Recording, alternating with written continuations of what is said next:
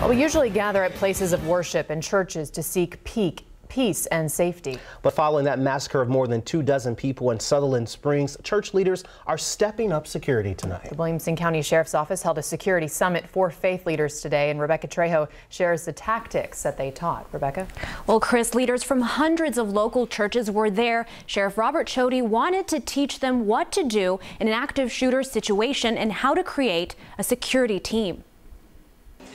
Detective Durner and his K-9 make sure this church is safe and secure, an example of what some congregations are doing for security. We live in that world now. Williamson County Sheriff Robert Chody and his department organized this free church security summit for leaders of all faiths. We give them the opportunity, the resources, the knowledge, a starting point. That starting point, churches need a plan. Number 1, create a security team with background checks before choosing members. 2, establish protocol. And 3, limit access inside the church and worship area during the service. Celebration Church Pastor Joe Champion says his team constantly scans the parking lot. We're watching what happens during a service, especially a service, because in Sutherland, the shooter took advantage of the congregation in that room. The church also checks for backpacks. So if someone were to come with a backpack, we're going to ask, can we check that backpack? And if someone has a problem with that, we'll just ask them, kindly, could you please return that to your car? Difficult question churches are now grappling with. Sheriff Chody tells us Sunday summit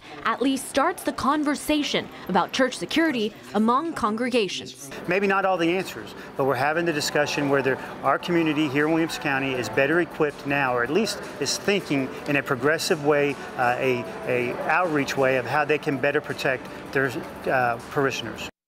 And the Williamson County Sheriff's Office says they're planning another summit, possibly with business leaders. Rebecca Trejo, KVUE News, Night Beat. All right, thank you, Rebecca.